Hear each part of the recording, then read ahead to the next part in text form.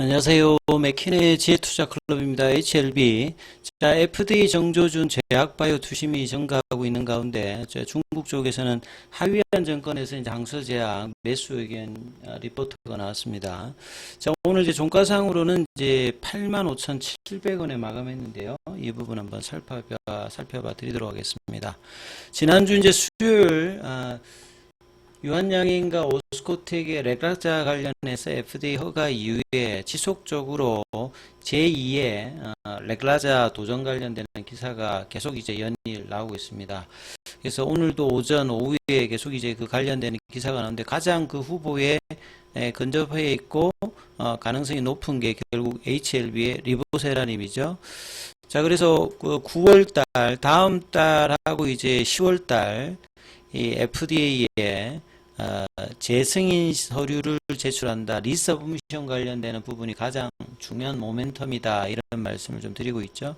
그래서 과거에 이제 국내 그 신약들이 FDA 허가를 받은 게 지금 레글라자가 9번째입니다. 그래서 항암제 라인에서는 이제 처음이고 과거에는 이제 상징적인 이제 FDA 허가 관련되는 부분에 머무러서 제대로 된 어떤 매출을 만들어내는 부분들이 많이 좀 없었는데요.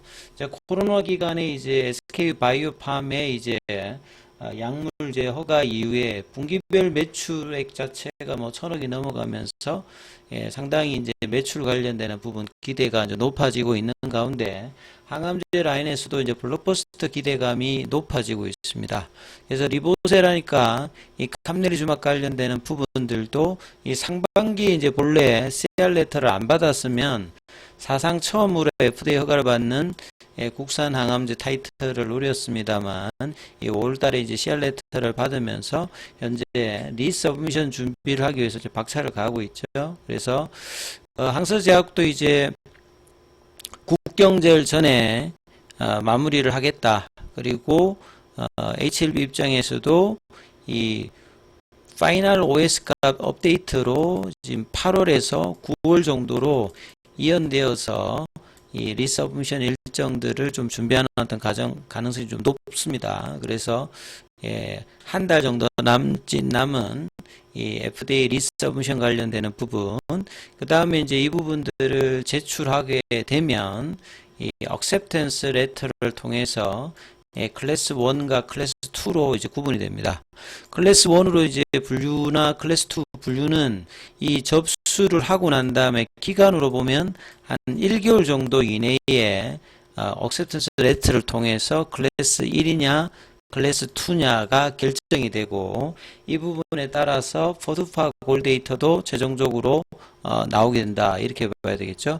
그래서 빠르면 연내 9월 기준이면 11월이고요.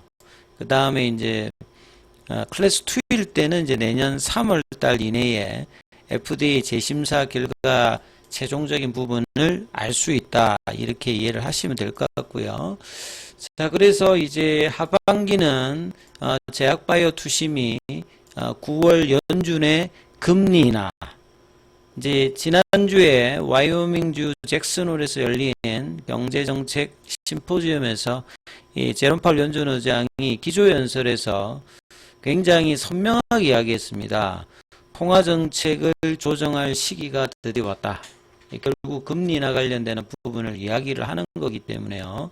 자, 9월달 이제 17일, 18일에 개최되는 FMC에서 25bp냐, 50bp냐, 뭐 빅컷이냐, 베이비컷이냐 여기 관련된 어떤 기대감들이 있으면서 주식시장은 이 부분을 반영하는 것이고요.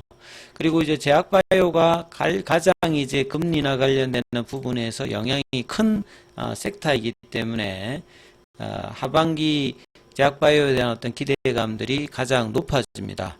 그래서 이런 어떤 부분에 단순히 이제 모든 종목이 올라가는 것이 아니라 재료를 가지고 있는 종목, 특히나 HLB 같은 경우 항서제약도 이건 외신에 이제 보도를 했던 부분입니다.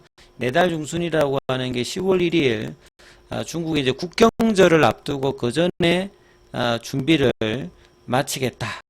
이렇게 지금 선언을 한 상태이기 때문에 다음 달 리서브션 관련되는 기대를 통해서 연내 최종적인 어떤 결과 지금 5월달에 CR 레터 이후에 통상 이제 걸리는 기간이 한 3개월 정도, 뭐 6개월 안에 리서브미션을 이제 넣는 어떤 과정이니까 지금은 대단히 뭐 빠른 것도 아니고 대단히 늦은 것도 아니고 적정한 시점에 지금 목표로 해서 IR에서 밝혔듯이 이제 리서브미션 준비를 하고 그 기대감들이 이제 주가에 반영을 하는 부분이고, 단기적으로는 이제 지난주 수요일에 이제 유한양행의 FDA 허가 이후에는 단기적으로 유한양행 주가와 연동하는 모습을 지속적으로 좀 보여주고 있는 게 좀 특징이다, 이렇게 봐야 될 거고요. 자, 오늘 항서제약 같은 경우에는 0.69% 소폭 빠졌으니까 지금 이평선을 이제 정배열 만들고 난 다음에 계속 이제 이평선이 정배열 상태에서 주가가 일단 움직이고 있는 모습이죠. 그동안에 이제 역별 상태의 60일 이평선 관련되는 부분들을 이제 제끼고 난 다음에 계속 이제 수렴형을 만들고 난 다음에 지금 정배열로 아직 확대는 안 되고 있습니다. 확대는 안 되고 있는데 지금 이평선들을 모아서, 이평선을 모았다는 말은 중단기 이제 평균 단가 위로 이제 주가가 올라오기 때문에 단기 투자자라든지 중기 투자자라든지 장기 투자자들이 이제 플러스로 이제 전환되는 어떤 이제 기술적 위치에 있습니다. 그래서 7월 달에 양봉 만들고 8월 달에는 몸통이 상대적으로 제한된 흐름에서 캔들이 진행되고 있고요.